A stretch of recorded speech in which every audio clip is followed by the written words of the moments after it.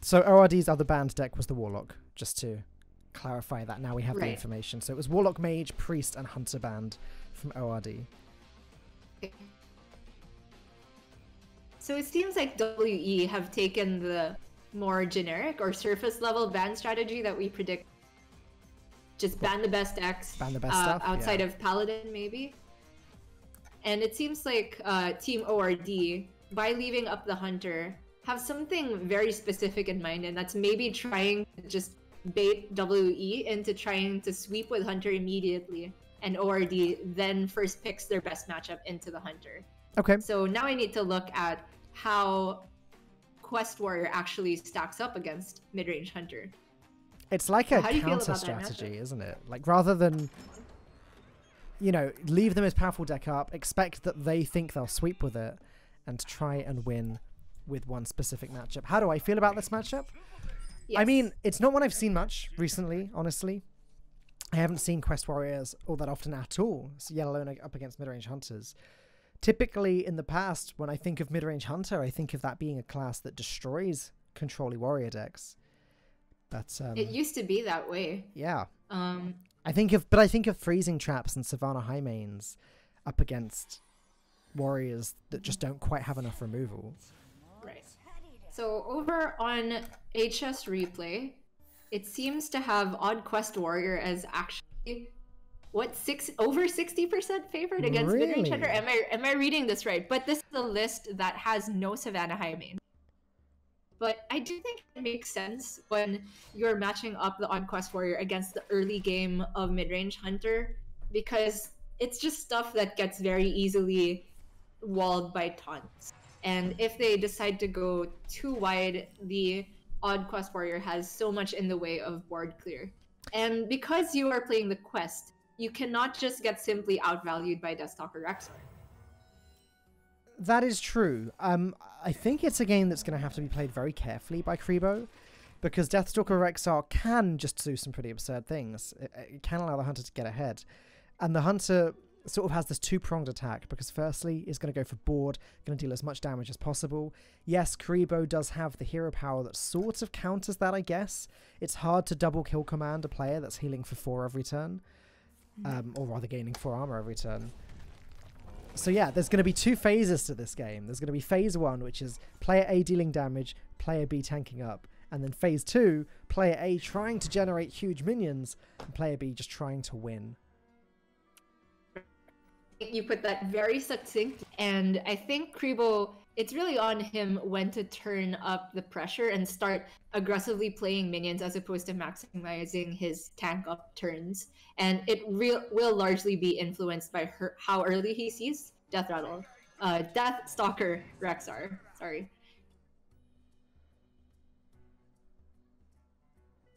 Star Creeper looking like a decent thing to just throw in the way of Leok. He has Super Collider to start dealing with other minions coming down, so it's a strong start for the Quest Warrior. Not the greatest start for the mid-range Hunter, but Yuansu does have this Master's Call, and he will eventually be able to curve into one of the most annoying minions for the Quest Warrior to deal with, which is Savannah high main.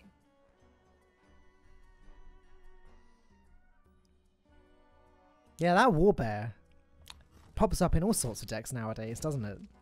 Mm-hmm. And you can see why. It's just a good minion. It's removal, and it's helping your quest completion, and to the point that there have even been some versions of Odd Quest that run Undasta and Witchwood Grizzlies for more synergy with the Direhorn Hatchlings and those Warbears. But Odd Warrior has become a weird deck nowadays, with versions running cards like Leroy Jenkins and Carnivorous Cube. I don't even know what's going on there. Right. And it is going to be a clean Super Collider plus double trait to fully clear the board for... I guess quite. he is just going to leave the Leok up. So this leaves him punishable to something like Crackling Razor Maw, but I suppose that's not even the worst thing in the world, and Kribo would rather force Yuansu to try to get through the Tar Creeper on his own terms. I'm trying to work out if there's some way that Tundra Rhino can work out here. I think it's too awkward because of that Super Collider. Like, the Rhino plus the weapon would deal with the Tar Creeper, then Leok would deal with the 1-2. But then Super Collider You're clears both, which is not what Yansu wants. And it could be another reason why Kubo decided to leave Leo, just because, you know, everything becomes a liability for Yuansu, but he needs to play minion to get the job done. Oh, Rexar, that has to be the pick. Yep, he doesn't love this because he'd have liked the Master's Call as well. It's a very strong card in this deck. But you can't pass up on Rexar. Indeed.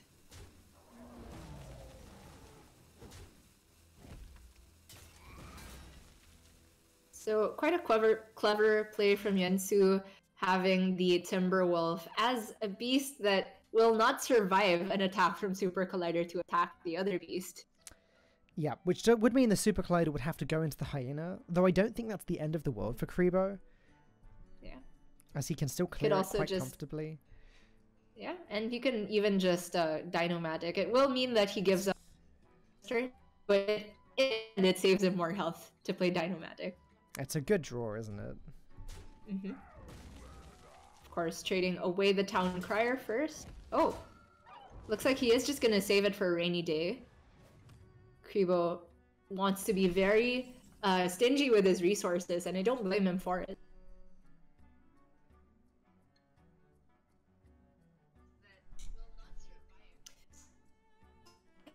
The option of going for the earliest possible, or continuing his pressure with the very sticky Savannah Hyamane. I think the Rexar would really allow Kribo to put, get his foot off the brakes and just play minions rapid fire and get the quest done as soon as possible.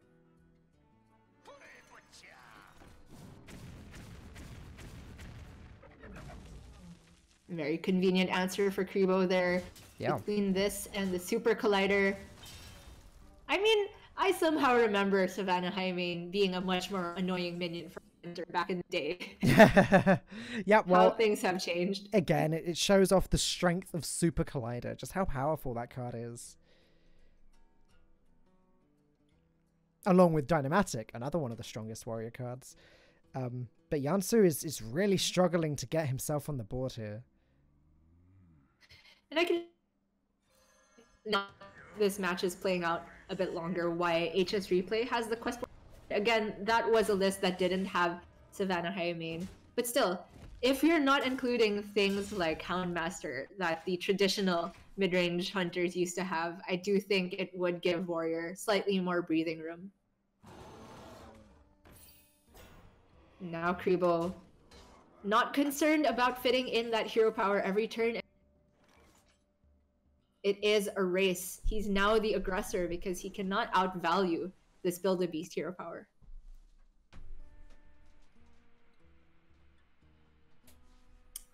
The Thunderbird looks like, what's it called? Thunder Lizard?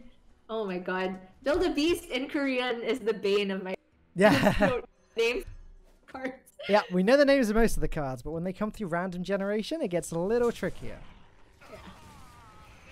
He did go for Halazi though, so I know the name of that one. Thanks, Yun. Yeah. Divine Shield, definitely better than the other options there, just to give the Wolf a little bit more stickiness, but maybe Yunsu was fishing for Poisonous to help get through taunts a bit easier.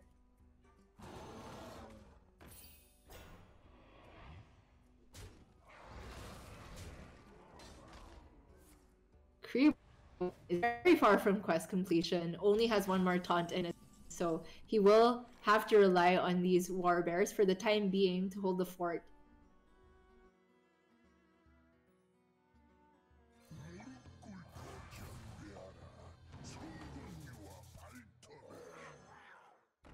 Poisonous, or even plus attack on this Lynx would be pretty huge. No such options. All of those were pretty bad.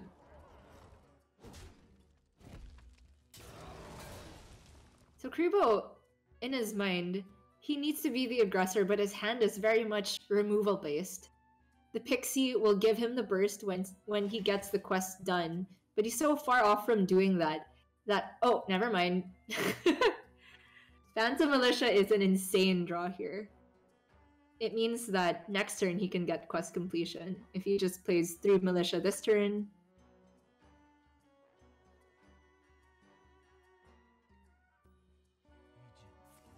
Yeah, and I like the use of Shield Slam just to essentially preserve Bear. It also is use of his mana. And I'd like to see this go face. Yes, definitely. Good job, Kribo.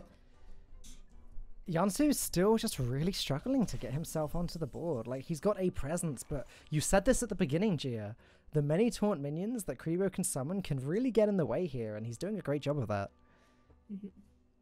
Again, you can still stitch together a Miracle Beast. Bloodbath Poisonous over 2 turns could swing the board in his favor, but... Sorry, Bloodbath Poisonous and then the kill command this turn, but that's not an option for him, unfortunately. Didn't see what he picked, but Life Drinker was an option. Man, one Timberwolf would have made such a difference in this board state.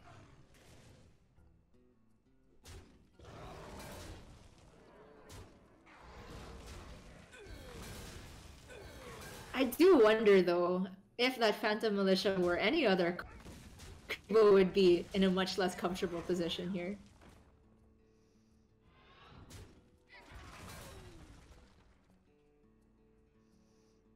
Well, Kribo can complete the quest this turn if he wants to.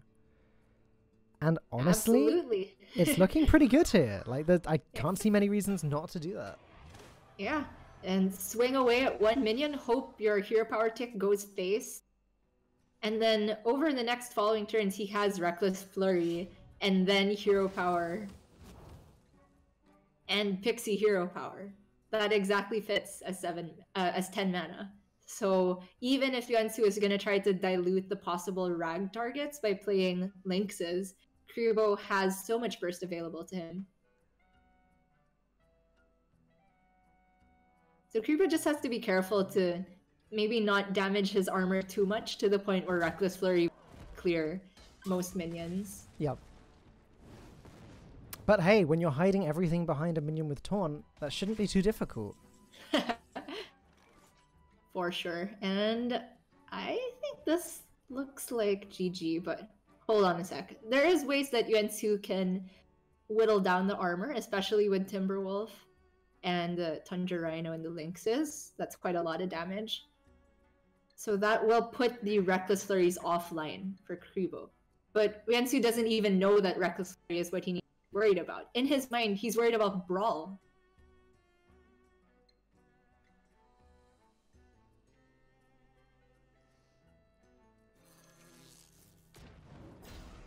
And going about it Yuansu this way, yeah. very cleverly getting rid of that armor.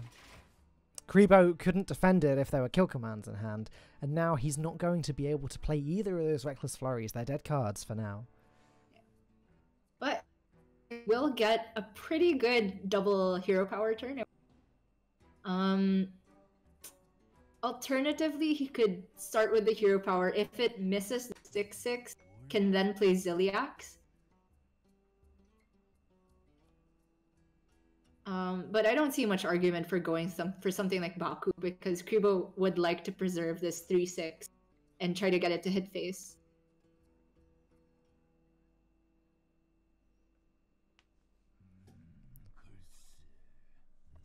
Ah.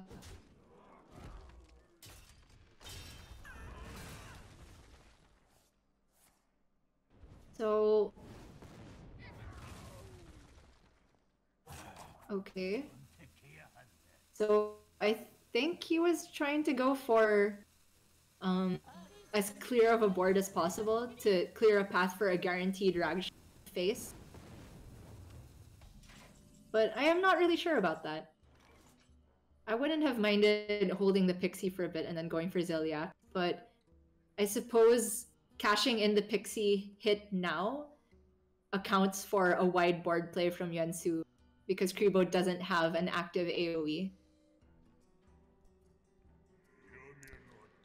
He's getting so close. He just needs one more hit, I guess, in his head.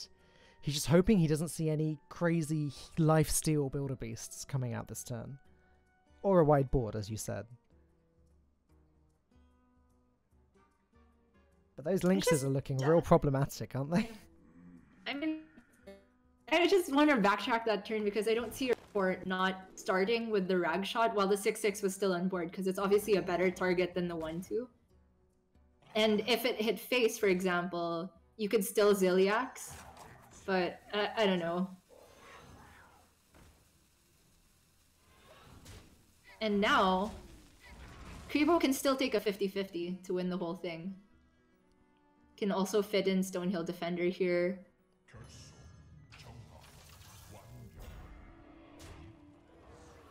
And he sits back. Sigh of relief only means one thing. So there you go.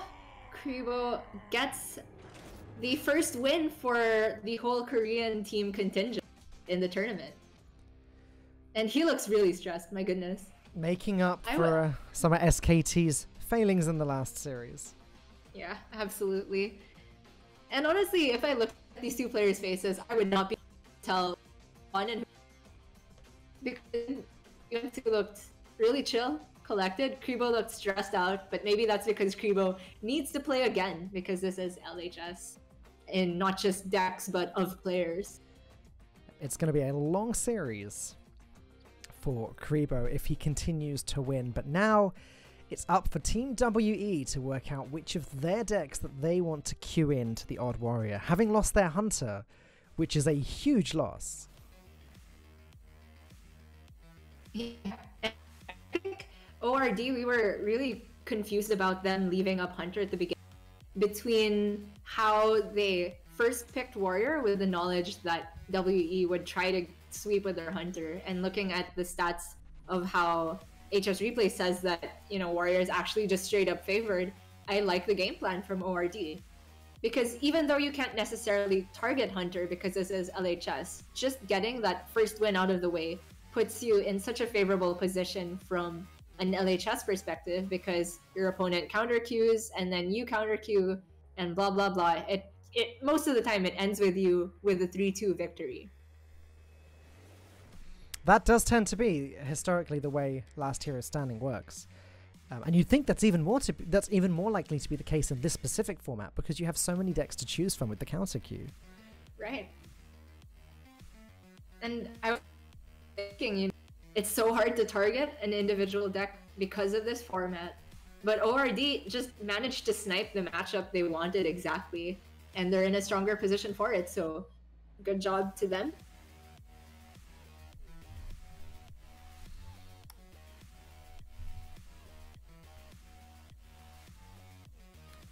So, remaining decks for Team WE, I believe. I'm having to try and remember which decks are banned here because it's not on screen at the moment. But I believe they have their Death Rattle Rogue, which is in itself a pretty odd choice, actually, for a lineup nowadays. Like, you think of Rogue, I think there's like aggressive Pirate Rogues, which are pretty big. Even Rogue is sort of around now, as is Odd Rogue. And then Miracle Rogue, but Death Rattle Rogue is very different. This is Malagos Rogue, right, from WE? Oh, sorry, yes, it is Malagos Rogue. And that's what's been picked as well, so we will be about to see it. Ah, nice. Fun deck. Admittedly, not one I have that much experience with, but I'm so happy it allows for things other than Hunter and Priest to be taking the spotlight. Okay, so I completely missed the fact that it was Malagos Rogue, even though that's there in front of me. I saw the Necreum Vial and the Necreum Blade and just thought, Death Rattle Rogue. Oh, no worries. So the game plan... It's also got Roll the Bones. It does. The game plan here is get through the deck as quickly as possible, which tends to be the game plan for a lot of these combo decks nowadays. Get your Necreum Blade ready. Play the Kobold Illusionist. Hit with the Necreum Blade, which triggers the Death Rattle, which summons a Malagos. And then, you know, in an ideal world, prep out Necreum Vial, which summons 2 more Malagos. And hit for a lot of damage with Sinister Strikes and Eviscerates. It is. And I'm actually pretty... Are you familiar with whether Roll the Bones is a standard inclusion in this deck? Because the only Death Rattle is the Kobold, right? I've definitely not seen it much in the past, but I guess the logic is it's a way of cycling through the deck. It's literally 2 mana, draw a card. Sure. And with the added upside of if you draw Kobold, you draw again. So I guess that's a bigger upside than the 1/1 body of a. But I don't know, maybe just a loot hoarder I wouldn't have minded to see. In any case, though, oh right, having less minions also means that you're more guaranteed to snipe your Malagos with the Kobold Illusionist Death Rattle. So that makes sense.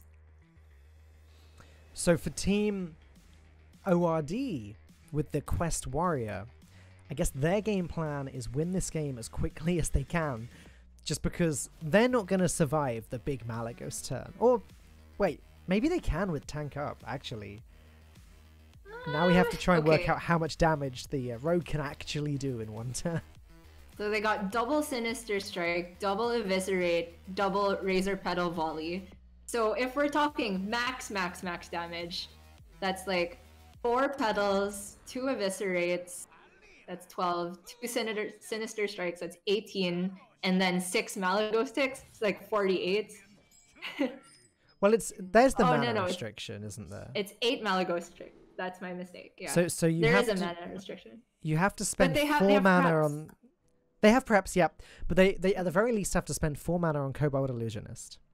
Mm-hmm. Then, in an ideal world, you hit in the weapon, so that's the first Malagos done with 4 mana. I guess prepping the Vial is the way of getting the most damage after that. So you end up with 3 Malagos, Maligeese, Maligai, I don't know. With what? 4 mana remaining? Yeah. I would say it's so 2 petals and 2 strikes. Maligeese, I really think that they can get past whatever normal threshold the Odd Warrior gets to. I think so, especially since it's a Quest Warrior. So let's not continue that theoretical line of thought because I don't want math. If you do, go ahead, you're a champion if you do that. But in this matchup, we possibly will get to see the flexibility of the Quest Warrior, in which the power level of its taunt minions, simply because Amani Warbear is now included, is just so much higher that they have a real way of beating down their opponent if they just draw the more threatening taunts. Yeah, I think maximum damage, I've just tried to do it very quickly in my head, is way over 70. Like, it's Warrior's not healing up out of range of that. And you're right. So, given that, I wonder why Kribo didn't start with playing the Town Crier, even if it was drawn late. Or was it? That was their turn 1, wasn't it? Yeah. That's a good question. So, in this case, that means he could have then played Quest turn 2, because Town Crier isn't a taunt anyway. Right. And then you go Stonehill turn 3. That does, because you're not really concerned with tanking up in this matchup, I think. Nope, you're right. That does seem better in theory. But either way, I guess it doesn't matter too much. Like, playing the minion on turn 1 and playing it on turn 4, in this type of matchup, it's not going to be the be-all and end-all. It's not like he's against an aggro deck where he needs to be wrestling for the board right now. Well, I would argue that push the damage, because before you get your quest done, if you're able to get your opponent to a lower damage threshold, you might force them to make suboptimal plays against the minions you have on board. So I'm not sure. But we do see Kribo shake his head at the Elven. I want to see the Malagos Rogue getting their early cycle. Because there's so few minions, the Minstrel almost always guarantees that they get to their Malagos and Kobold Illusionist soon.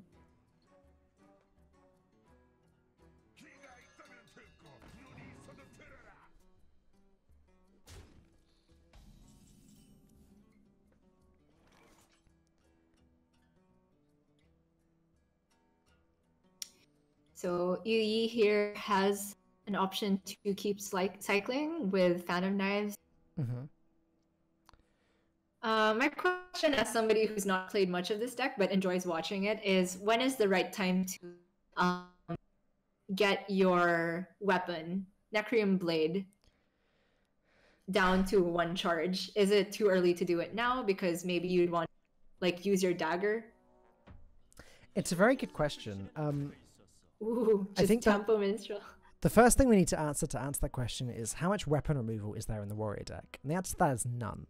So he can afford to play both Necrium Blades and leave the second one with only 1 durability and know that he will get it off at some point. So I don't mind just playing the first one as removal, honestly, because he's going to be drawing almost the rest of his deck anyway. And the Tempo Minstrel there, it makes sense because he has actually just drawn all his minions. If I'm seeing this correctly, 1 Cavern Shiny Finder, 2 Minstrel, 1 Illusionist, and Malagos. That's it. And because you're only running 1 Illusionist, he also has to be careful about how he's going to choose to use board clears, because if you had, say, another chance at proccing the Malagos, then you could use your Fan of Knives as a form of board clear. But with only 1 Kobold Illusionist, he has to be a little bit more careful. There are 2 Vanishes in the deck, though. And Kribo just piecing together his army of 1 attack. So Wayu has a lot of ways of stalling, but honestly, with Kribo already 4 procs on the quest, there's only so much stalling Wayu can do, because he's going to just die to Ragnar's hero powers at some point. It's true. Oh, that's a Vanish. Vanish, strangely, will just put Kribo close to execution, but it also means that he can stall the minion damage on board. And it's funny how the health totals line up so that Super Collider is not actually that good.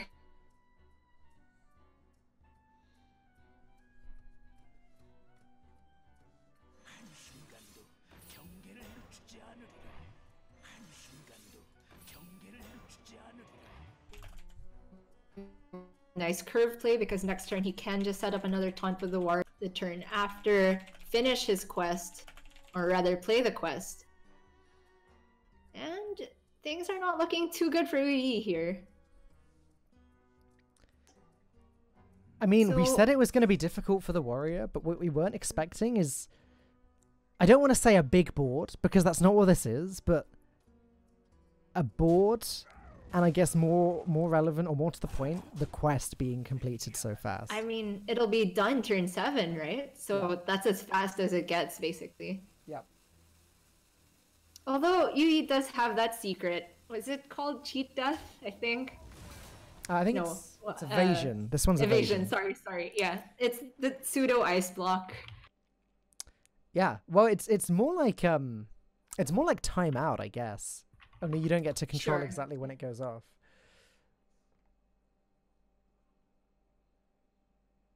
But it also just can't go off on your turn unless you somehow damage yourself, but that doesn't make any sense. So that will buy him an additional turn. And we already see that he has the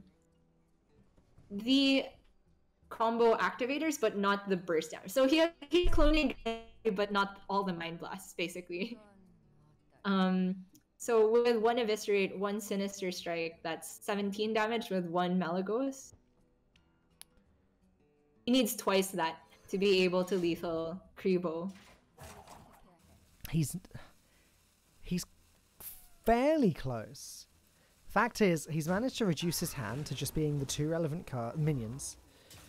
So it is just a case of drawing like Necrium Vial, and then that's pretty much going to be the game right there.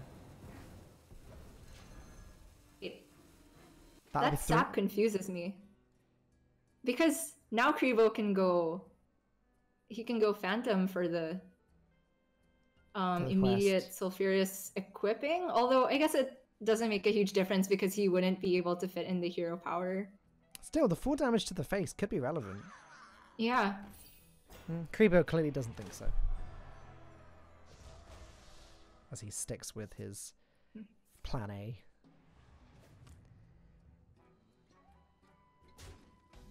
So you possibly Blackwalled Pixie, which is always scary.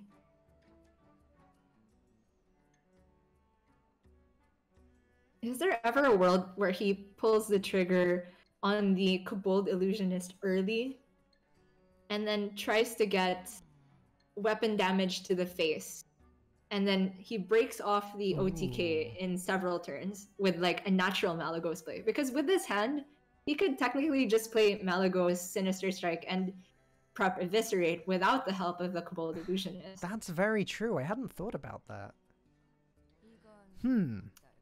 But then he if just doesn't have enough burst, right? If he's doing all of that, then what's he doing this turn with the Illusionist play? Like, he doesn't... all he has is one Eviscerate and one Sinister Strike at the moment. It might be like a Fan of Knives and Cheat Death turn? I don't know. But he has to be very scared of dying on the following turn. Sorry, there wouldn't be the mana to Pixie for 2 hero powers. But still... the Cheat Death works in such a way that, like, if you are already in lethal range, it won't save you, right? If you're at 8 and your opponent deals 8, because it's after your hero. Yeah. Exactly, yeah. So he needs to stay at a slightly higher range than would, for example. So I agree. Playing it now makes a lot of sense. In fact, he is preventing a lot of damage this turn. Yes, the hero power goes in first, but that's still 9 damage on the board that didn't go face because of that secret. Oh, that's another stall. And what else can he do this turn, though? He got the second one. That is really good. Yeah. Because now he just plays it now. It's the only turn it's going to make any impact. I am trying to see if there's a way that he can fit in a Kobold proc this turn and then also vanish. So he gets the Kobold back and has another chance at pulling out an additional Malagos. But I just don't think the mana's there, even with the prep. If he also wants to fit in Cheat Death. But it makes the turn super awkward because he doesn't have other cycle tools. No, if he had a second prep, I guess in theory he could prep out the secret and prep out the vanish, but then he's wasting all of his preps as well. So I don't think he can quite take that route, but it was definitely a good thing to look into. Oh, it's tricky. Yeah, I think he might have to go in with the Kobold now. Just because, I mean... No, that didn't make any sense. I was thinking next you don't have necessarily all the mana to do that. Even with Malagos and prep. Yeah. The problem is... Wait! Oh, he can get... If he gets Vial, then he can get lethal next turn. Because he can go... He can proc the weapon, get 2 more Malagos from the Vial, and then he could backstab the Illusionist for a 4th Malagos. Oh, right. That is another 12 damage. He had 17 before, so still not quite enough. I think it's a lot more than that, because 4 Malagos is 20 per spell cast, and then the Sinister Strike is 3, and then the Eviscerate's another 4. Oh, right. Is this lethal? Feels like it. So he can still get 2 Malagos this turn, but only 2 Malagos this turn. Okay. Well, if he does this, he just dies to the hero power. We're about to find out, Gia, one way or another. Wait, so he'll get 1 Malagos, then he can backstab the... That's right. Is this not lethal? How much mana is there? There's enough to play all of the damage spells. Oh, with the pellets as well. Yeah, I completely missed that. Yeah. No, you're right. The pedal.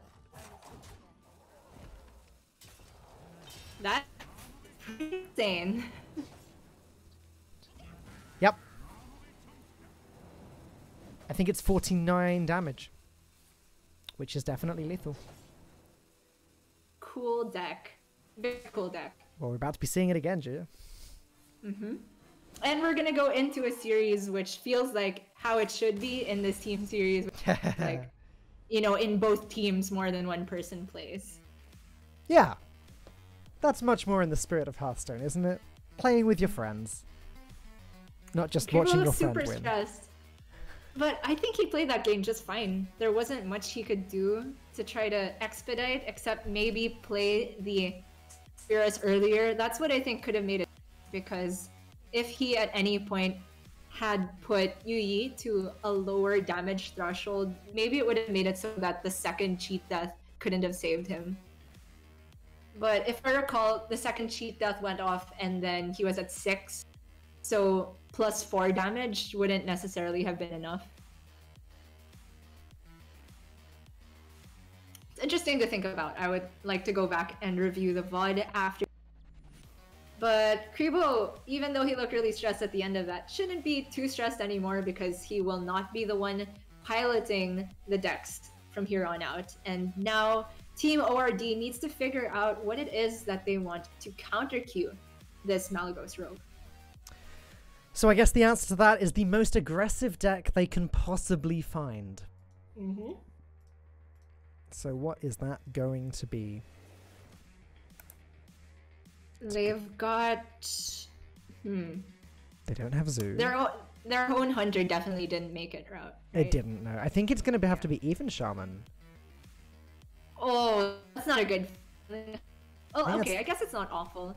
I think that's the only aggressive deck they've got in the lineup remaining. It's true.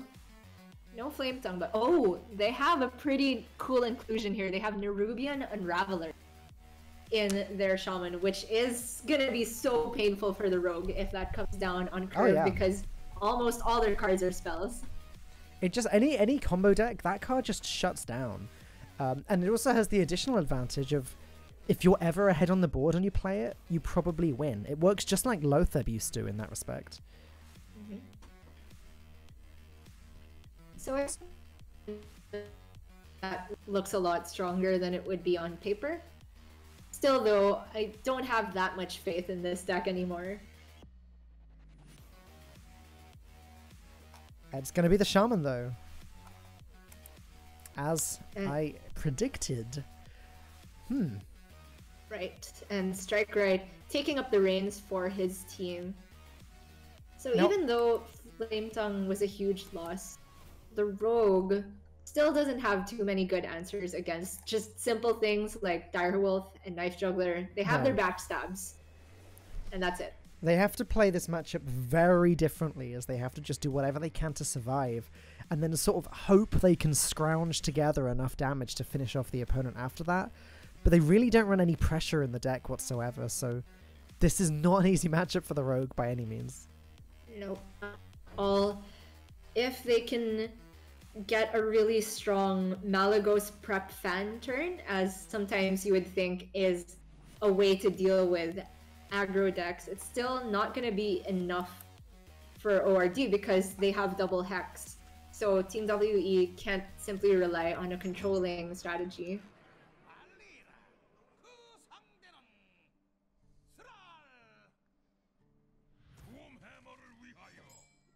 Alright, so Corpse Taker already in the opening hand for Strike Right, which is going to be a very big pain for Malygos Rogue to deal with. They do have double sap though.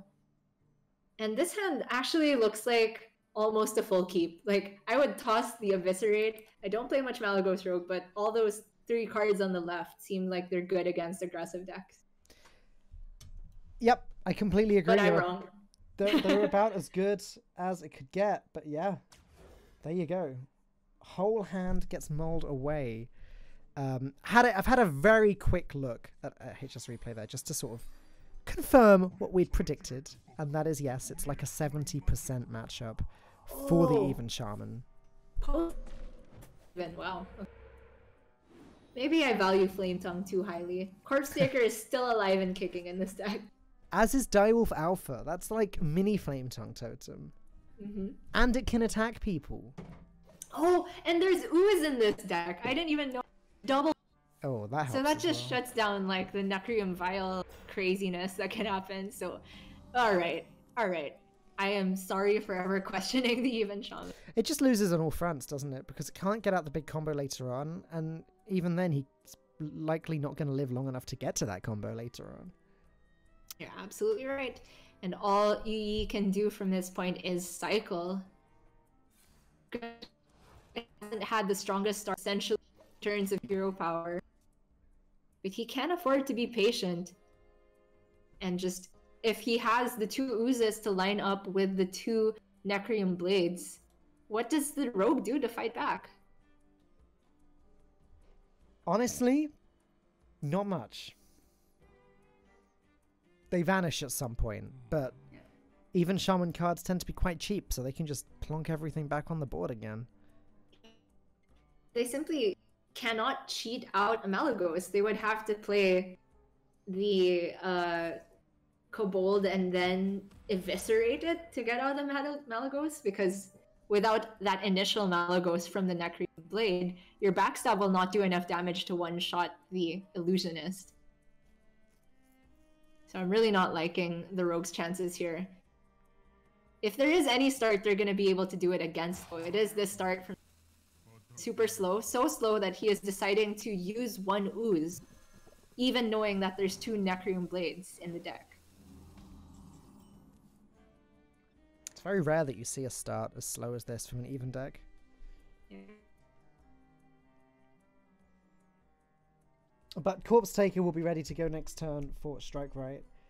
And yes, it can be sapped a couple times. So yeah, you're right. This is pretty much the ideal start in this matchup for the Rogue, in that the Shaman's just not really done much, and Wei has had his chance to sort of just gather some resources.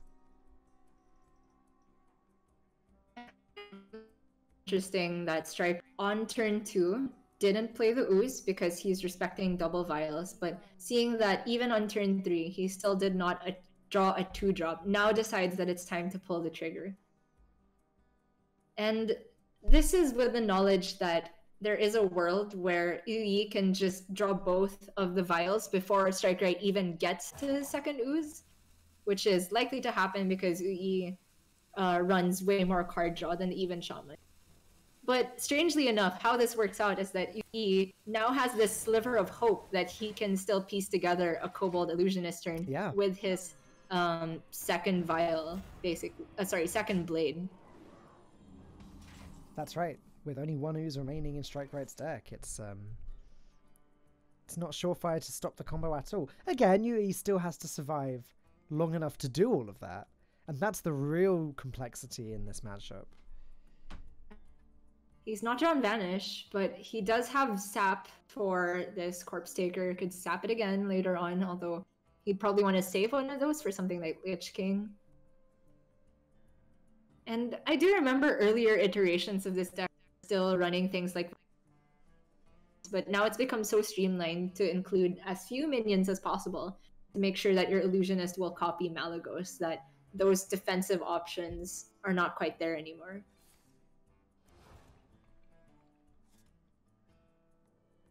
But if he's only taking 3 damage a turn, he might not be too concerned just yet. No, I think the sap is great. I think it's at its most relevant now, where sapping a single minion does remove that much damage from the board.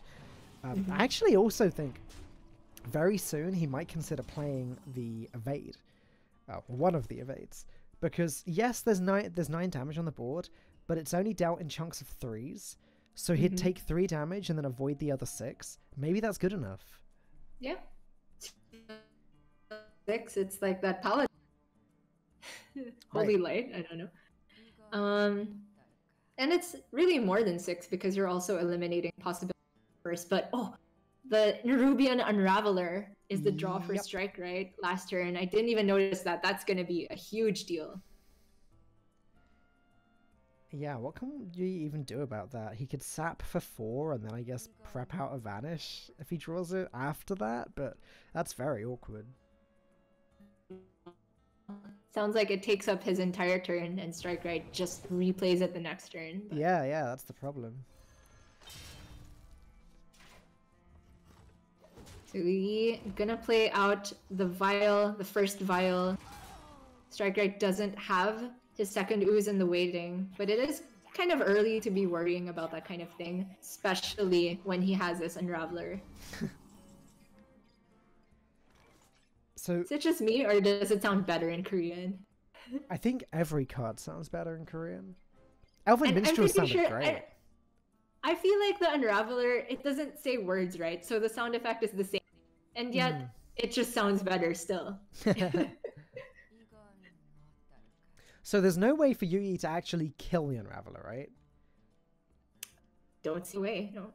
That taunt totem is very annoying.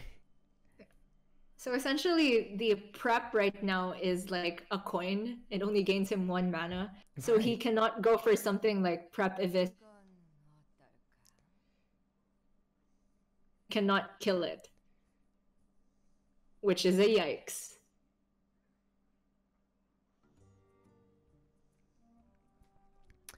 If not for the taunt totem, Yui could just use his weapon to deal with the Unraveler along with the Eviscerate, but it's Strike Right's board has come together very nicely. He could just sort of slowly and carefully just deal with Yui.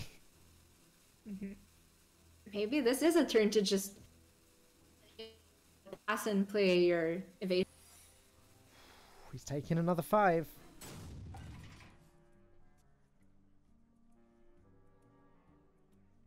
Or 6 if the Direwolf is played. Yeah. A reason not to go for it. Well, maybe he would rather develop Gen Greymane.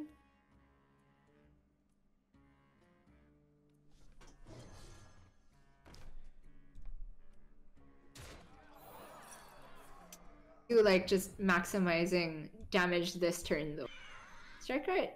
Ah, he's gonna clear off his own minion to make card space. I like this. It also just means that he plays an elemental this turn. Big deal because Calamos is coming out next turn. And Yui's sort of still sitting there with nothing to do. Nope, just another evade from the looks of it. But then he takes another 6 damage. Yeah, it's awful.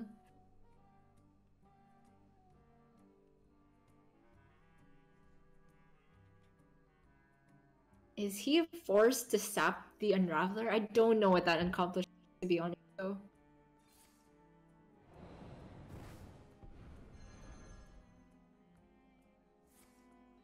Okay, it allows him to play Minstrel this turn, and I think that's just gonna be the game. Unless... Nope. No miracle cards for 0 mana from the Minstrel, unfortunately. Right, so Calamos or Fire Elemental will be able to end the game in Strike Right's favor, so he will be up against the final member of Team WE.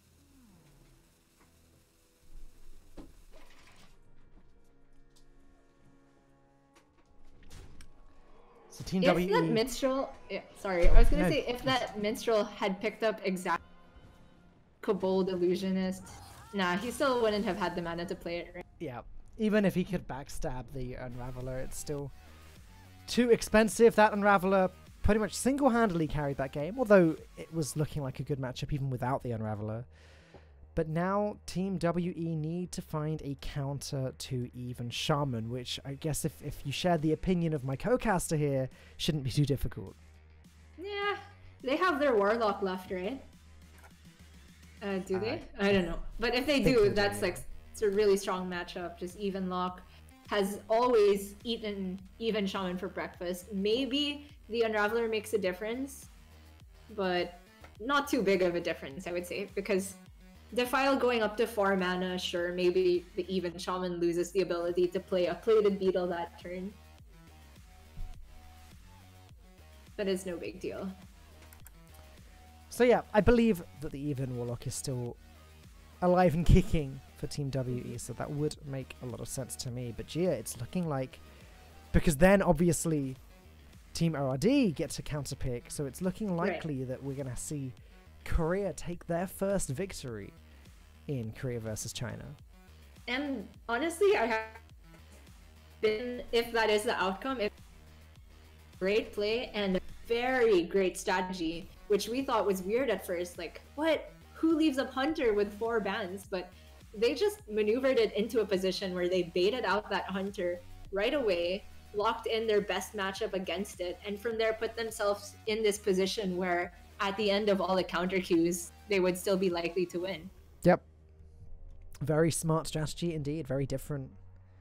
But the warrior strategy has paid off a lot better than it did for SKT in the previous series. Of course. Not that we want to keep harping on about that. So looking at the other decks that are left up for Team Wii, what do you think is second best to even lock to queue up? Let's just say they throw a curveball at Team ORD. Let's see. Odd Warrior's probably not a very safe pick. I think the Druid was banned. Paladin's a little bit dodgy against even Shaman. Not the greatest. No, honestly, Gia, I'm struggling to see an alternative. Yeah. We're about to find out, though. Yeah, it's the Warlock. Yeah. Okay. Yeah, they do have that Warrior left up. Odd Warrior is pretty good against even Shaman if the even Shaman is very late to draw Hagatha, or if it's specifically Tyler playing the even Shaman because they won't have Hagatha. But yeah, if there's early Hagatha, the even Shaman can actually outvalue Odd Warrior in certain cases. So that's why even Warlock just seems like it's the best counter pick in this situation. Yep, it's very difficult for the Shaman to maintain any sort of board presence whatsoever due to the many, many board clears that are available for the Warlock. And obviously, way they line up. Yeah. Oh, go ahead. Yeah, I was going to say, and obviously turn 4 Mountain Giants, etc. don't help either. Right. I'm just saying that, I just want to say that Defile in particular so well against even Shaman most of the time because their own totems just naturally create a 1-2-3 Defile sometimes. 1 from the Searing Totem, 2 from the rest of the totems, and then if they play things like Mercspark Eel, they play Vicious Scalehide or Primal Fin Totem, then Defile just wrecks almost every board state. Here we go. Time to see these decks in action. Even Warlock versus even Shaman. So, historically, playing from the even Shaman perspective, the way I would try to win this matchup is cheesing out a really aggressive early game. You play Flame Tongue on curve and go, but that's not an option anymore. Because if you could get in that damage by turn 4 so that the Warlock, when they play Hellfire, they're at such a low health total already that you can burst with something like Fire Elemental. That could be a way to cheese out the victory. But they don't have the strong early game anymore. I love that the cheaty ankle biter has crept its way into a lot of these Warlock decks nowadays. It is a pretty decent card. If it sticks, it heals you. If it doesn't, it still heals you a little bit, and it's a great Defile activator. Just right. He already had the consideration to coin out Direwolf Alpha into Earthen Mither. That's how bad this matchup is that sometimes think of doing inefficient plays like that. Mm-hmm.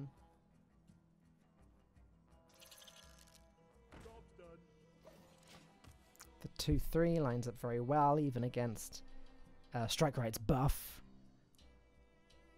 It's going to go for it anyway, though.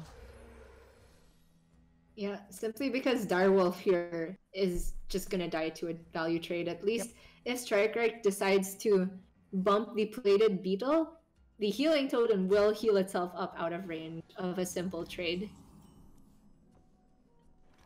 We can see that Love has the cheaty ankle biter, though, to clean up the Healing Totem.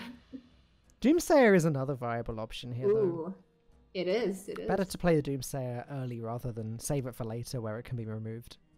I like it, especially going into the coin Corpse Taker turn. It allows him to then tempo out his Shroom Brewer, for example, or another 2-drop if he picks up one along the ooze. But maybe he's thinking of saving it for a turn 6 Hellfire plus Doomsayer.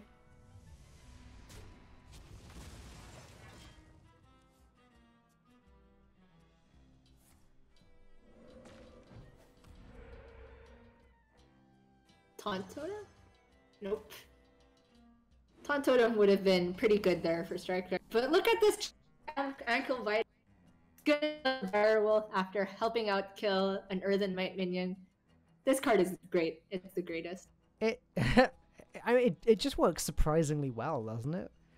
Mm-hmm. It started by seeing play in a bunch of the Mechathune Warlock decks, and then has sort of more recently made its way into all of the other Warlock archetypes. It's just good. Yeah.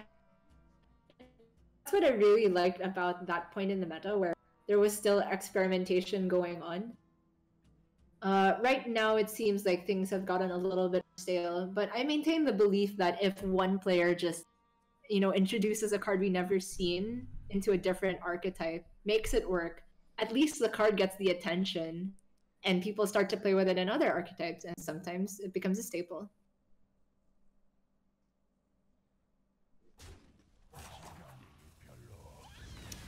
Looks like this will be the Doomsayer turn instead, because Love doesn't have much of anything better to do this turn, and this will allow him to play Mountain Giant into a clear board, which is very strong no matter what matchup.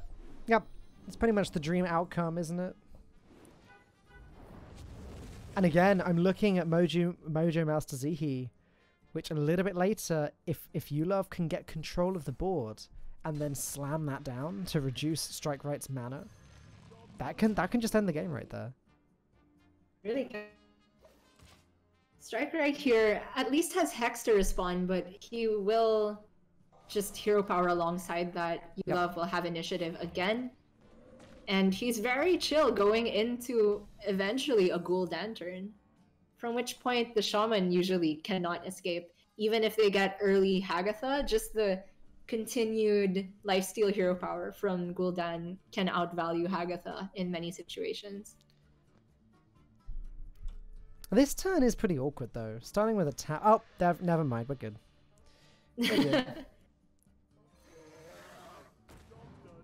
If he hadn't drawn that, I was looking at maybe just a Shroom Brewer, which doesn't feel great, especially with Hooked Reaver in hand.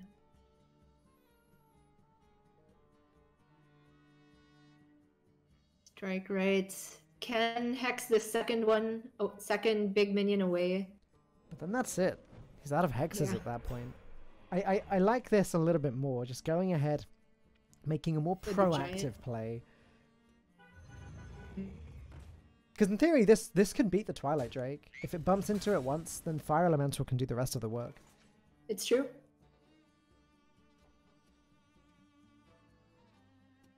So I'm trying to spot a good Defile play. And there is one if you go, Sun Fury Protector, Defile. So that'll put 4 points of damage on the Giant, then you can trade away your Twilight Drake. But it also just gives up initiative to Strike Right, so it's not necessarily the best play. You can fit in an Ooze and a Tap along with this line, though.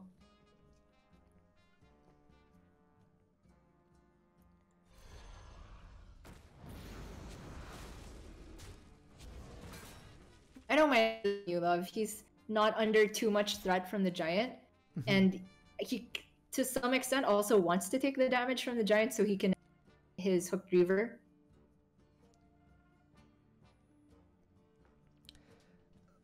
Strike Right, though, does have a bunch of different options this turn. He could start by playing maybe Knife Juggler Hero Power to see where the dagger goes. If he does hit the Twilight Drake, he can finish it off with the Sea Giant. If he doesn't finish it, he could use one of his minions, like the eel, to do that last little bit of damage there. I mean, he's got 3 options if he wants to deal damage to the Twilight Drake. Right, and he's got essentially 2 dagger procs if he goes Juggler, then Hero Power, and one of those minions. Could even be 3 if he went for double 2 drops. Starting with the Hero Power indicates to me that he doesn't want to play Knife Juggler this turn, which is fine. Just a Fire Elemental on board is gonna clear up Twilight Drake if he wants and also put more damage. Ooh. I like this. He realizes he's in a bad position. The only awkward thing is that he puts Love into for Hooked Reaver exactly, but there's no way that Strike Right could have avoided that.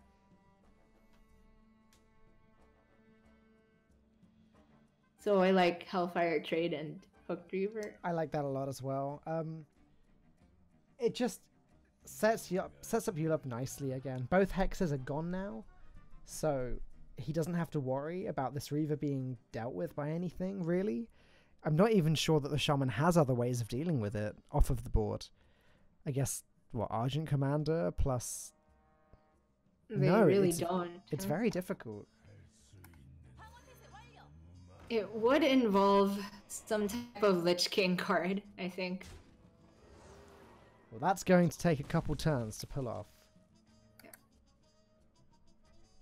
Yulov, I think, is valuing his Twilight Drake very highly. I don't mind it, because he's haunting this up. It's just going to make life really difficult for Strike Right. Can also still fit in the Hooked Reaver.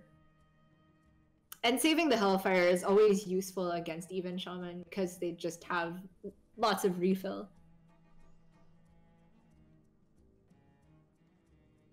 So what elemental from Nimbus can help here? I suppose Calamos next turn. Calamos always helps. This is getting very intricate because, yeah, I was going to say Strike Rate can actually hit the Twilight Drake, get this value trade instead. If Yulov didn't have anything to deal with this in his hand, then Yulov would maybe have to sacrifice the Reaver also to the Sea Giant. But unfortunately, there's a Hellfire and a Spellstone and a Defile. Like, all of the removal that Yulov could possibly want. And what can Strike Right expect? This is even Warlock. Right. And Strike Right, you know, knowing that there's very little chance that the Giant will survive, has to play as aggressively as possible. That's why he sends this Fire Elemental Battle Cry to the face instead of into the Sun Fury Protector. He has 4 damage burst in hand from 2 minions. Knife Juggler could be X amount of burst. And from Strike Right's perspective, if he gets Calamos off of the Menacing Nimbus, maybe he just gets there, barring heal from Yulov.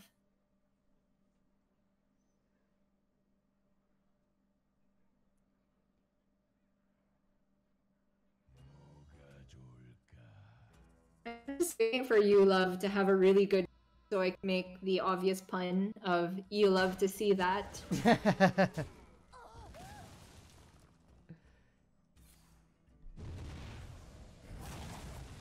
Well, Shroom Brewer, yep.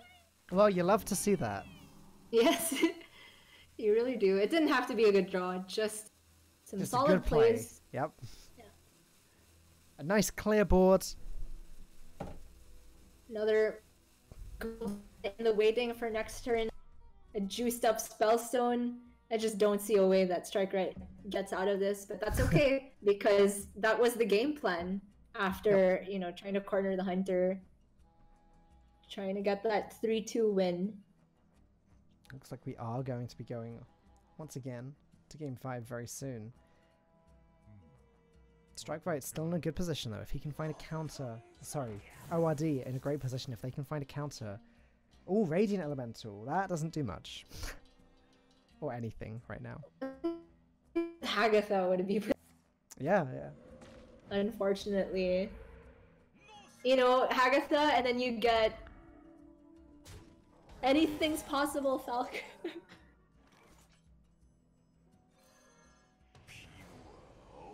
But Gul'dan, I don't know.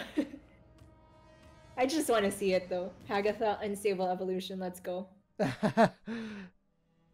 I mean, if Strike Right's APM is good enough, that could completely turn the tide of this game.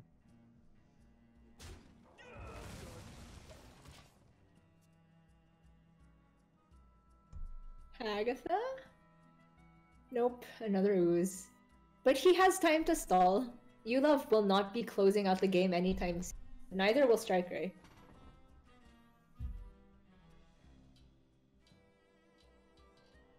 I wouldn't mind just going for the Phoenix and the Gen Greymane here. Phoenix to kill off the Hooked Reaver along with this trade.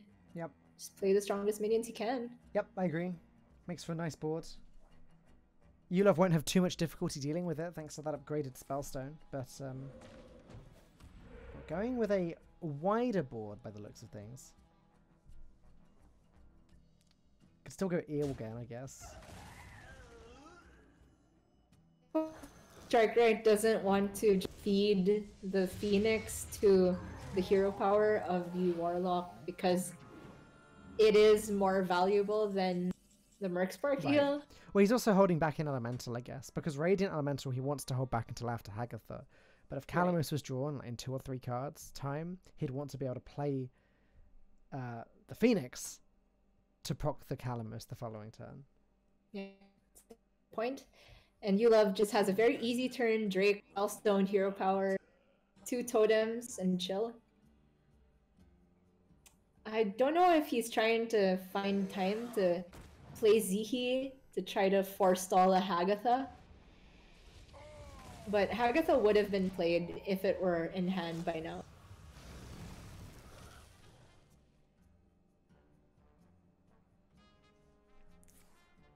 Oh boy. I don't know. To see. His hand sort of petered out. It's a load of nothing now. Yeah. And I wouldn't be surprised to see him just completely pass this turn. And just wait for Hagatha. It is the only out. In the world that you get Hagatha next turn, you want to save as many minions possible to proc it.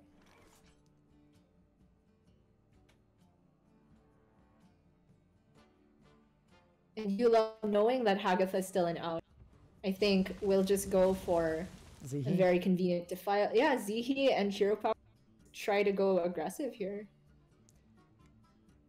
Oh yeah, I guess Zihi Ooze or Zihi other 2-drop just to make this board that's impossible for Strike Right to deal with. Yep. I like this. Yeah, double Ooze is actually more damage. Strike Right really I don't didn't hate like going that. wide. Yeah. He shook his head quite violently when he saw that Zihi. Oh, the Unraveler's too late. Well, when you play things like Nerubian Unraveler against your opponent's combo decks, I don't think you can be too mad at. In fact, when Ixar was recently asking for feedback from the community as things like what would players want to see in Hearthstone to get back into the game, so many people, particularly from the Japanese community, were talking about how they wanted Dirty Rack back. They wanted combo disruption. Sure. Because OTK power level is higher than it has ever been in Hearthstone. So the closest thing we have to combo disruption in the form of a single card is things like Nerubian Unraveler and Mojo Master Zihi, and I guess for Warlock, Demonic Project. Yeah.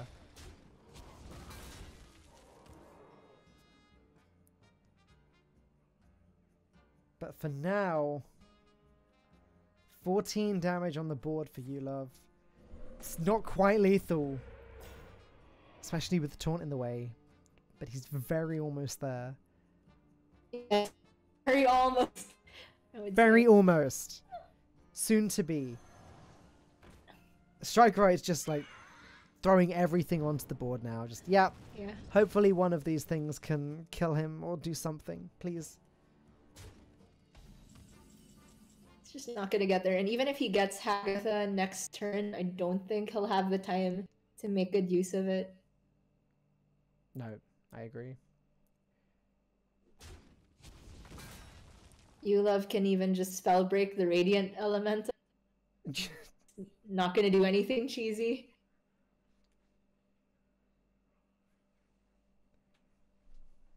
There aren't many silence targets in the deck. It's just Lich King.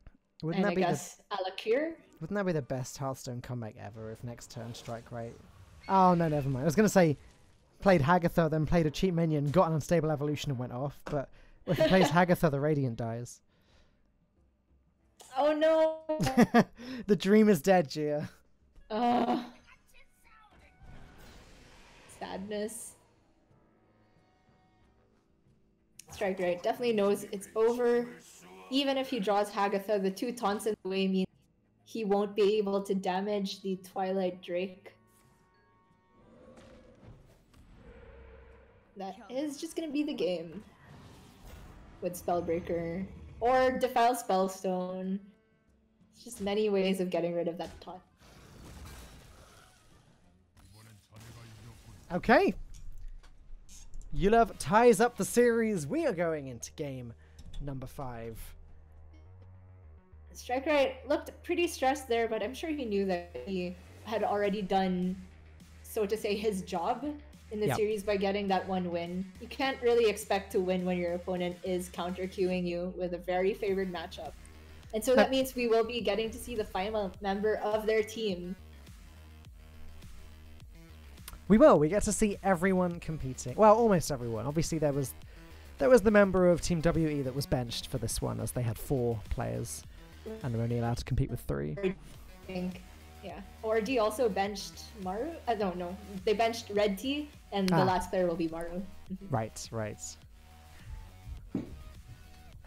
And this is what I more expected to see throughout the turn. Getting their time to shine, and then the counter queues lining up this way. Unfortunately, it didn't pan out that way in the SKT versus RNG series, but now the players get to regroup, and ORD gets to decide what they want to counter queue into the even lock. And obviously, not many choices left. I think they've got 3 decks to choose from. I'm trying to remember which 3 they are right now. I should really be taking screenshots. Sorry about that, pal. But yeah, no, I've been thinking the same thing. If the quest rogue is up, I think that's a very strong candidate. I don't recall a rogue being banned this series. Saying it very hesitantly. But either way, we're going to find out very soon. They're not going to waste any time. I believe, actually, it's in the rules that when the player changeover happens and they decide their next deck, they have a maximum 2-minute time to do that. Oh, wow.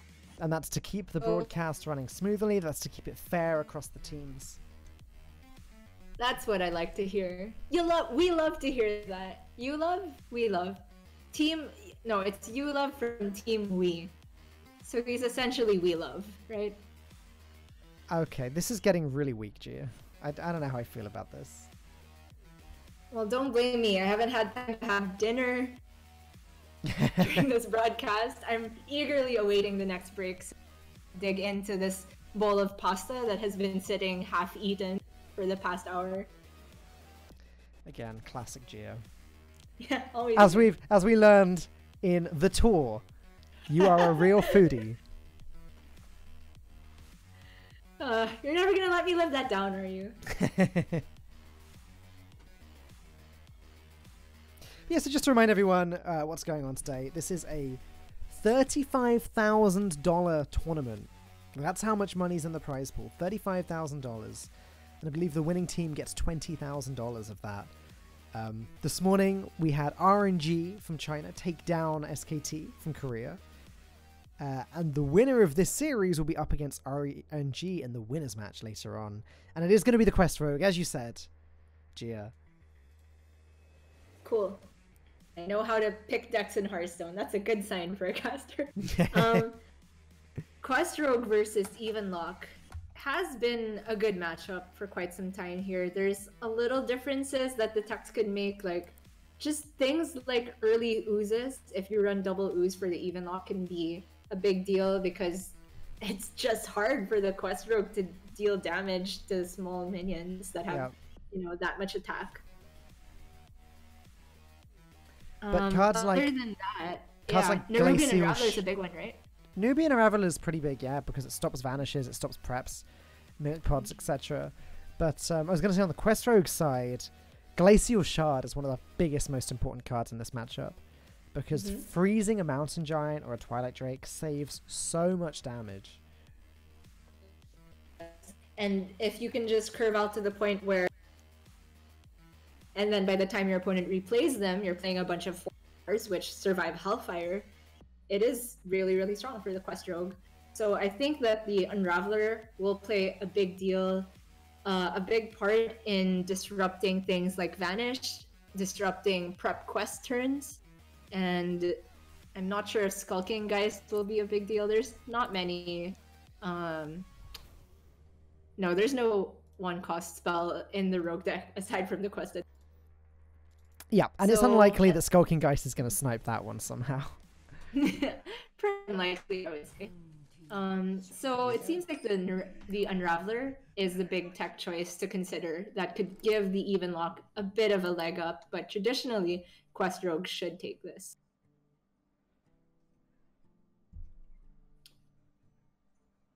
So Maru, with the Valera already in hand, that's not a keep in this matchup. I think he wants being Cycle and Glacial cards. Pretty good hand, I would say, for you, Love.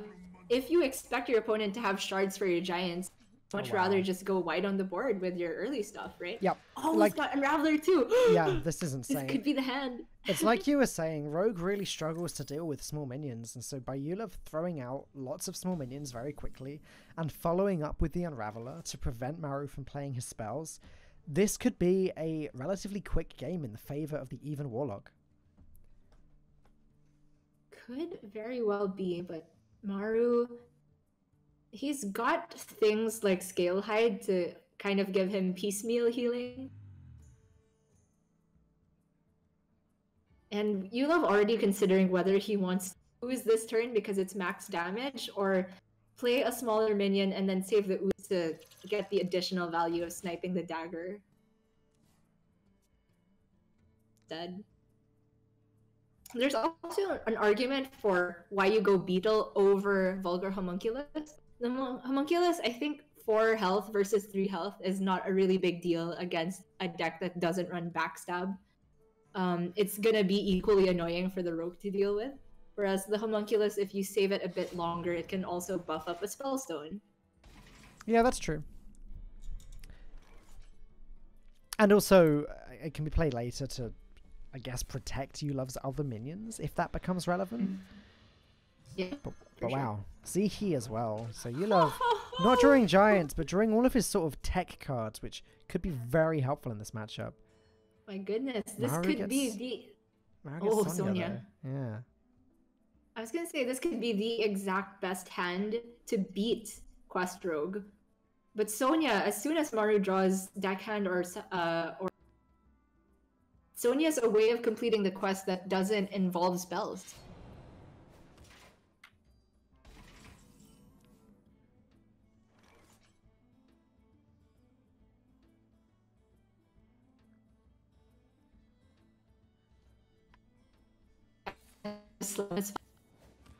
But it's just 4 damage. If he doesn't draw a good 4-drop next turn, he could very well just slam the Spellbreaker. I mean, it seems fine, right? It's just another minion that's going to be dealing damage that Maru can't deal with. The argument for holding back the Spellbreaker would be because it counters a Glacial Shard at some point. If a giant gets sharded, he could Spellbreaker it and then hit for 8. Good point. Ooh, and Maru feeling desperate enough that he has to coin out the Mince, which is always a bad feeling when you don't have prep for your Vanish. Right. That means that he's now 2 turns away from being able to stall board pressure from New Love.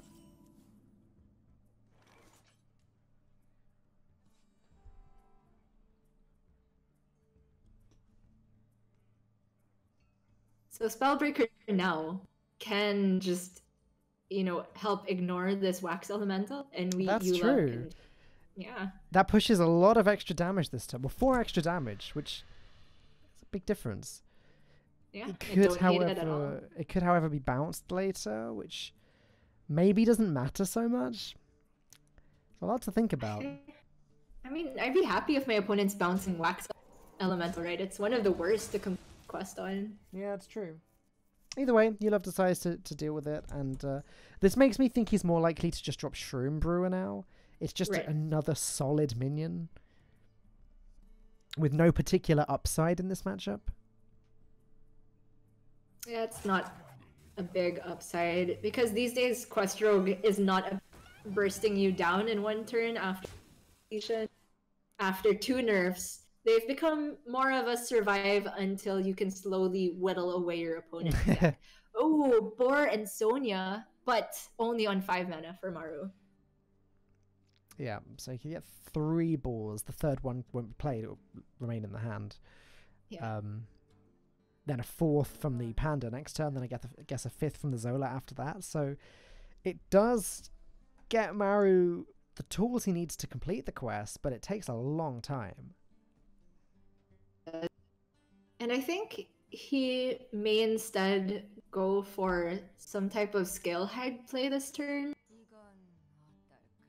If you wait to have more mana with Sonya and Bor, you don't actually need to keep all of the bouncers, so that could be a consideration. But the more that I look at it, the scale hide, it's not really doing that much. He wants to be able to clear ooze. Freeze the 4/4, I suppose.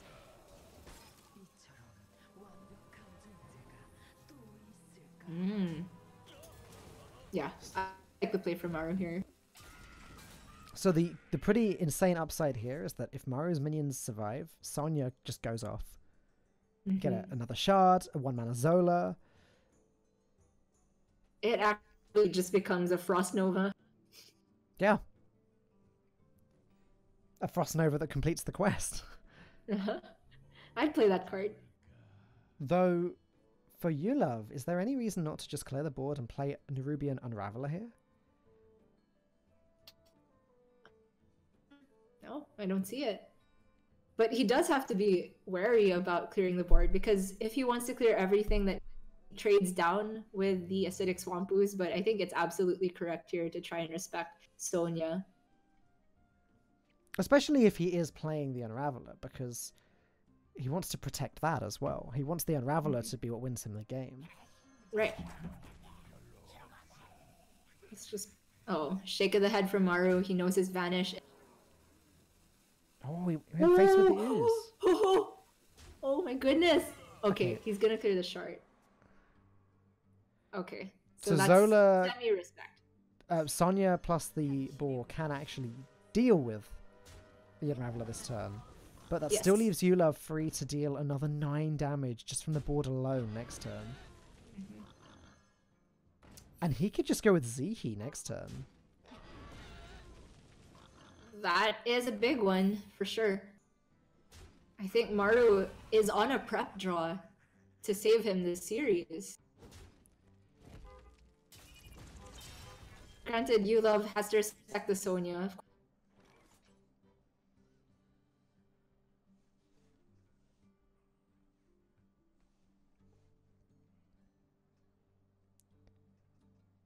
For Yula, what are the downsides of playing He here?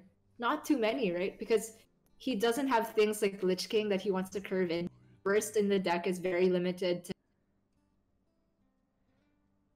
So I would like to see the Zihi play just to, you know, disrupt Maru as much as possible. I guess the only downside is having to trade a minion into Sonya, because if he doesn't play Zihi, I guess he could play the Spellstone, but that seems really weak. Yeah. But, you know, even though you're trading a minion, ways that Maru can answer minions. You get rid of 2 of his mana. Wow. Or, sorry, 1 mana, was it? Yeah, it would just be 1 mana. He'd get the 6th mana, the 6th mana crystal again next turn. But I guess this way he can play Zihi next turn and essentially have a more powerful effect. Right. And there's Vanish. Yeah, okay, Zihi next turn really interrupts Maru. Yes. Or does it? Well, he gets to... Yeah, because Zihi next turn means that instead of something like Quest and Scale Hide, Maru could only go... Yeah. Or Quest and Glacial Shard. Which is, sure. Yeah. Well, either of those could remove more damage, depending... Well, actually, Shard freezes Zihi, right? Well, he needs to play a boar in order to complete the quest. Oh, right. So it has to be quest and boar. Oh, yeah, sorry, miscounted. I thought quest was already done. In this case, Zihi sticks. Yeah. Barring a prep. And Yulove is simply on a...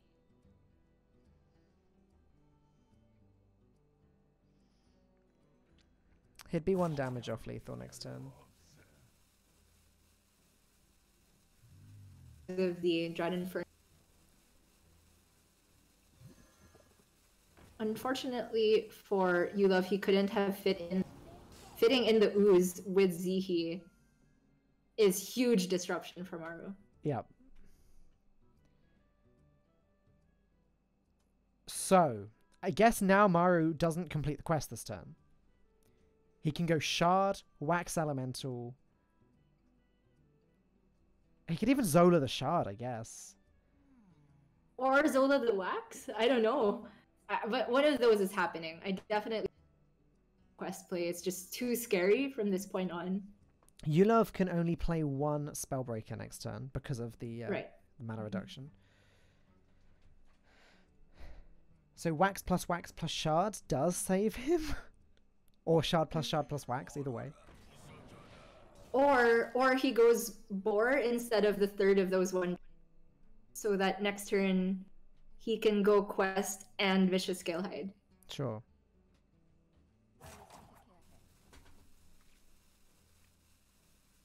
Doesn't have long to make this decision, though. Really tough. I couldn't tell you the odds. I mean, looking at the situation, I like going for...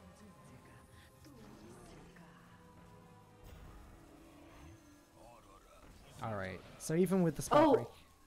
Right. Oh my gosh, sorry, I thought the Zola was 3 mana. Wait, this is... Yeah, it's from Sonia. This is almost Defile lethal. Defile clears everything except Zihi, and then Spellbreaker allows the Zihi to go face, so it's 2 off.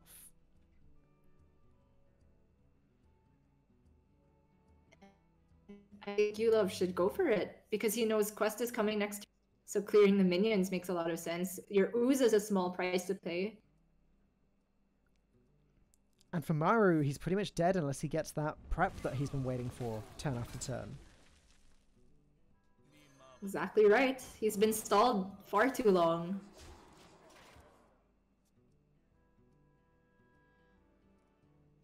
Oh, did I see a prep? It's no, not quite.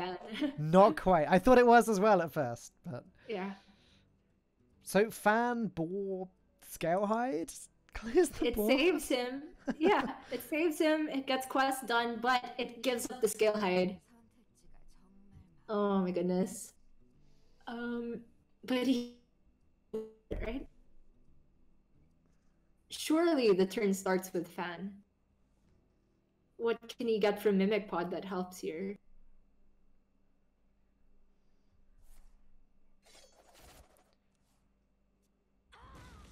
That's a Vanish, but no prep to activate it this turn. Okay. So he has to give up the Scalehide here. Oh, this feels so bad. It really does. He's been 1 mana off of doing what he wants to do for quite a few turns.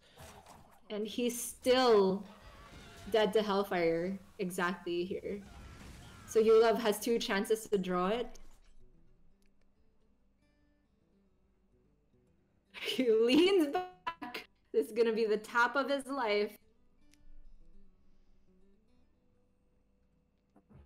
12 cards left in deck.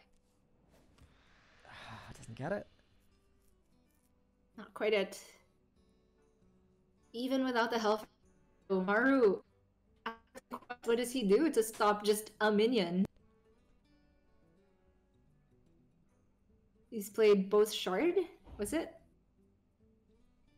Still has 1 Scalehide remaining though. And Yulov, he's thinking that if I play a minion, that gives a Scalehide.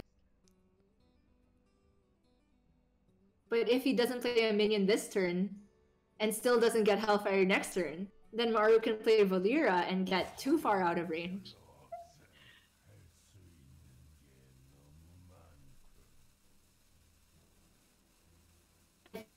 Minion.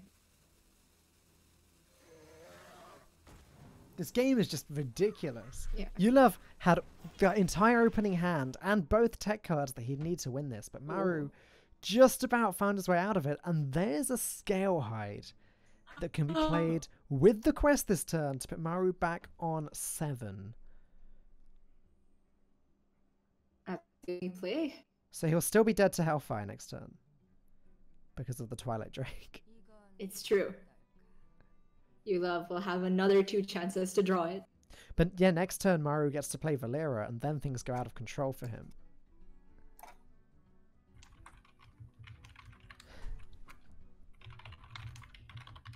Interestingly, Maru is not running Ziliax in this quest rogue, which I know has been making the odd appearance. No way.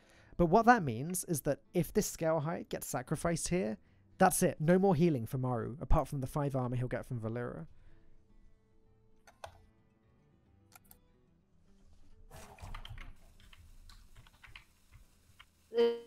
Too tense, but I feel, I mean, he has to play scale height just to survive on board. No getting around that. Oh. Or Vanish, yeah. Right. This play means that after Valera he can start getting multiple scale hides every turn and is more likely to win in the long run. Right, right. Oh, GG Ankle Biter! One off again. That scale hide going in for 1 came in clutch. Whew. Well, he needs to play a minion before he taps now. If he taps now and the Hellfire gets burned... Oh my god, wouldn't that be a climactic ending? No way.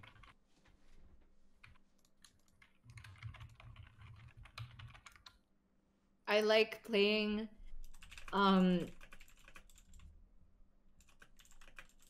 Actually, I like Cheaty Ankle Biter and then the Dread Infernal, so you kill off the Ankle Biter so that if Maru has something like Prep Quest and then Scale Hide bounces, he can't get a value trade onto the Ankle Biter and then rush it into the Infernal again after.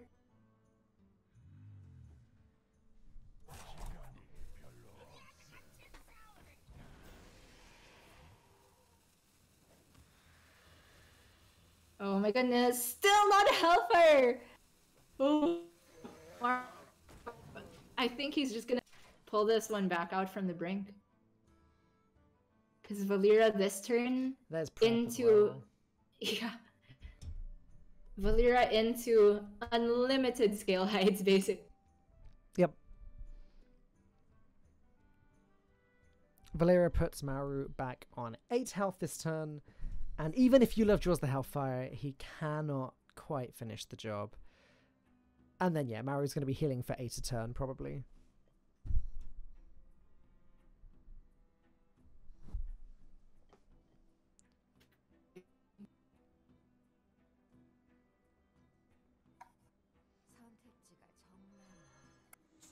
Is there an argument for using Scale Hide now? It has to be Valera, right? I think it has to be Valera, yeah. The argument for whether Maru wanted to swing with a dagger before Valera, but that is just one less target for the Scale Hide, essentially.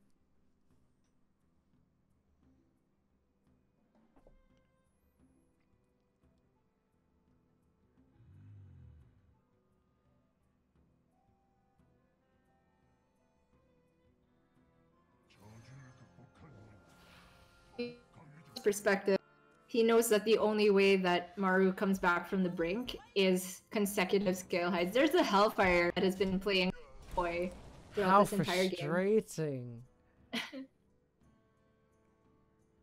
Yeah, you said it. Now, okay, so Maru, he can prep out the quest. Sure, that's 2 mana gone. He can play double Scale Hide, healing him for 8 and dealing with both the taunt minions with the help of the dagger.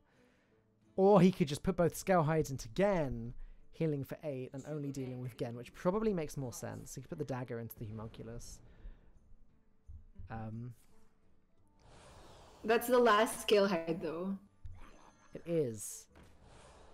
So there is going to be damage permanence for Yulav from this point.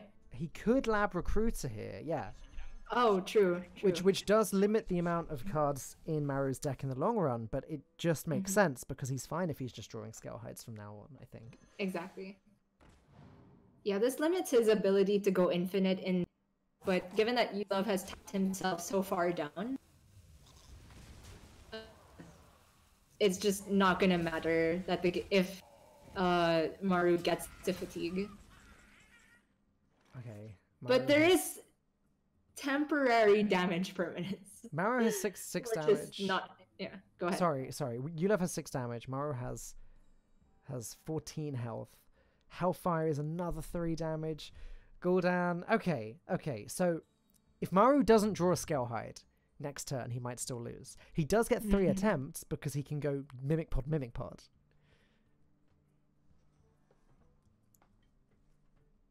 But Yulov could still win this. Yeah, it's definitely not over. And, you know, if the Scalehides are just too far down, eventually the Bite hero power is just going to close it out.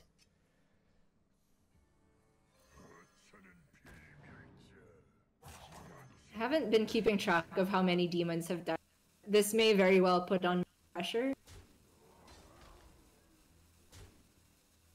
And yeah, absolutely no reason to trade from this position. Even the cheaty ankle bite are coming out.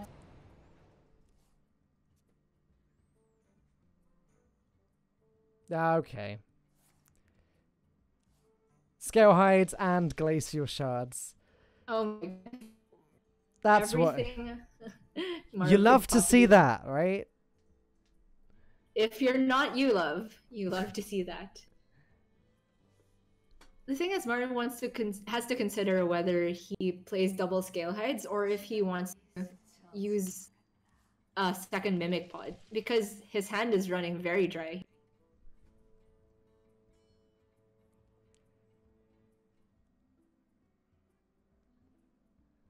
So we Scalehide, take 2 value trades, heal up to 15, and then kill off both Hooked Reavers, call it a day. Then Yulov will respond with his own Gul'dan.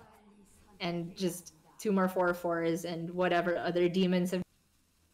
It's not over.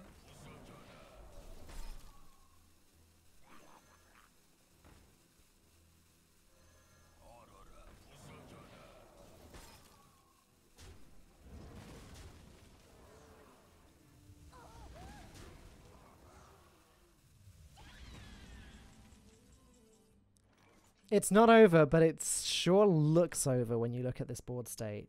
Like, yes, Gul'dan does something, but that's so much lifesteal available to Maru. He gets to play 2 Scalehides next turn and then 2 Scalehides the turn after that. I mean, thinking though, is there a way that Yulov just wins through value? Because after Maru plays these Scalehides and the third one from the Death Shadow, and we still see Yulov has Hellfire and Dread Infernal, which is a guaranteed board clear against any of Quest Rogue's board states outside of Wax Elemental. Yeah. And he still has Gul'dan. Yep. And Maru's shaking his head, so clearly he thinks that's possible as well. I mean, when you think about it, how does Quest Rogue win in the late game value game? Well, they win with Lab Recruiters, that's been played, and they win with Infinite Zolas. Well, Zola's also been played. Yeah. His for beating fatigue have already been expended. Maru is actually in a position to have charging minions. He wants his Southsea deckhands. Yeah. And there's that's the worst draw. Second prep. Wanted to prep urgently earlier, but now it's just irrelevant. And I guess Maru just has to slam both of those Scalehides into the Dread Infernal. Gets a third one to stick to the board. But Yulov can immediately then Gul'dan and set up an impossible board state for Maru to surmount. Yeah. I mean, I figure that Maru holds on to the other Scalehide. Sorry, when I said both of those Scalehides, I meant the Scalehide and the copy. Right. But I figure he holds on to the other one so that he gets to play another 2 next turn. Yes. If he can even afford to do that. I think he can, because this is slowly turning into a value game now that Maru has healed out of burst range. Yeah. There's no reason to play this now. It just gets value traded. But there's Gul'dan. I cannot believe Fist this pump. game.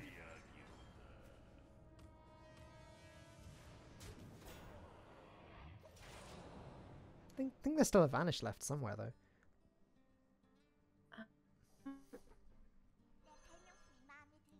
Well, I guess we're about to find out. Yeah, I think Maru... If there is one, I think Maru digs for it now. He also... I mean, now he has to decide if he wants to play 3 Scale Hides. So 3 Scale Hides would put him out of lethal range. Also clears 8 damage worth of minions.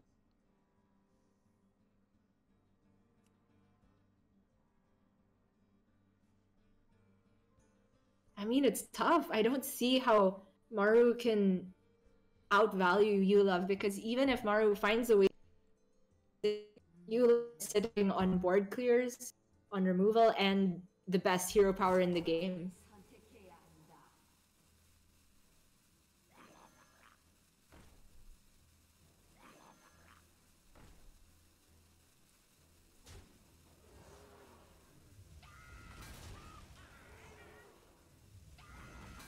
Yep. Yeah, Maru's health total looks good for now, but as you said, that the value game is just going to be won by Yulov. I mean, Maru's out of cards in his hand. He has nothing. And is he just dead? No, he can't be just dead.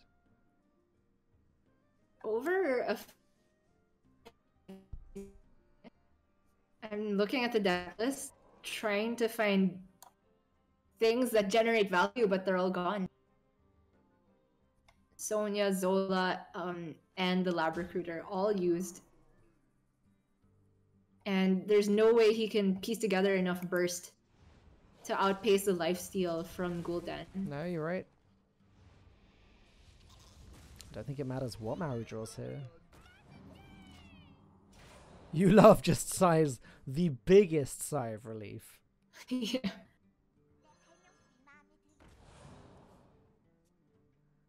Oh, okay, so with a Panda, he can, in theory, generate infinite value. It's just very slow. And it doesn't help fatigue. No. Oh my goodness. Is he still going to dig for Shadow Step? Sorry, for Vanish? He is. Though he doesn't want to be vanishing these engineers, then he has to draw more cards. I repeat, though, what choice does he have? You said earlier, imagine if those Scale Hides were deck God. hands. And yeah, if Maru were bouncing deck hands here, maybe he'd have won the game by now. Yeah.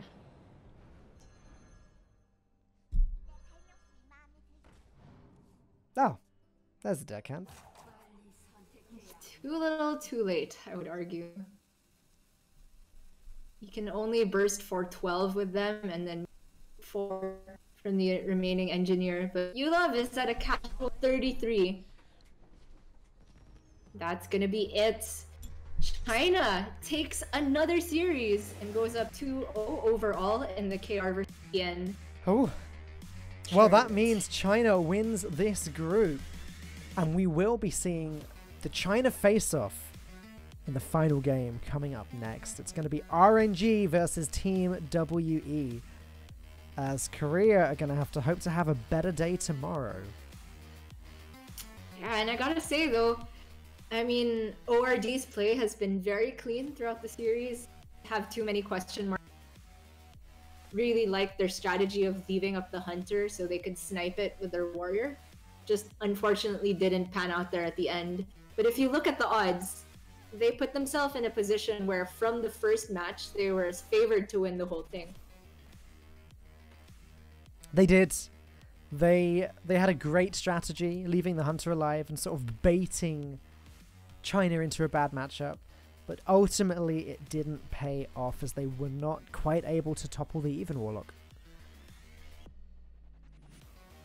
And there you go. There is a reminder of what's happened over this previous series. It was close, but Yulov really pulled his weight there in the end and was able to take down Strike Right and Maru to take the series. Yeah. And we saw a very symmetrical representation of the players that you might expect from a 3-2 series. And perhaps the series a while ago between RNG and SKT was a bit of an anomaly, because I really feel that in LHS with this many decks to choose from, most series should go into 3-2s because of the counter queuing nature of it. Yeah, that is definitely something you see, I think, a little bit more often in Last Hero's Handing than in Conquest, as pick order in Conquest is completely random, obviously.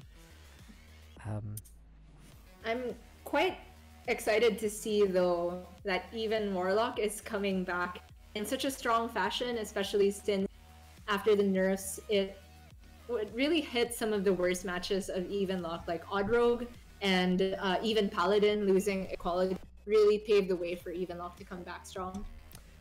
And with the addition of some new little tech cards like Cheaty Ankle Biter, the Nubian Unraveler, Mojo Master Zehi,